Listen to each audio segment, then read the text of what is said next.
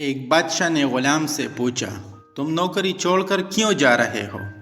غلام بولا، 5 اسباب ہے بادشاہ سلامت۔ پہلا سبب یہ ہے، آپ بیٹھے رہتے ہیں، میں آپ کے سامنے کھڑا رہتا ہوں، جبکہ جس کی میں بندگی کرتا ہوں وہ اپنے نماز میں بھی بیٹھنے کا حکم دیتا ہے۔ دوسرا سبب یہ ہے، جب آپ کھانا کھاتے ہیں میں آپ کی کرسی کے پیچھے ہاتھ باندھے کھڑا رہتا ہوں اور آپ کو کھاتے ہوئے دیکھتا رہتا ہوں، جبکہ میرا رب مجھے کھلاتا ہے، خود کھانے پینے سے پاک ہے۔ تیسرا سبب یہ ہے، آپ سوئے ہوتے ہیں، میں پہرا دیتا ہوں، جبکہ میرا رب نہیں سوتا، الٹا میں جب سوتا ہوں وہ خود میری نگہبانی فرماتا ہے۔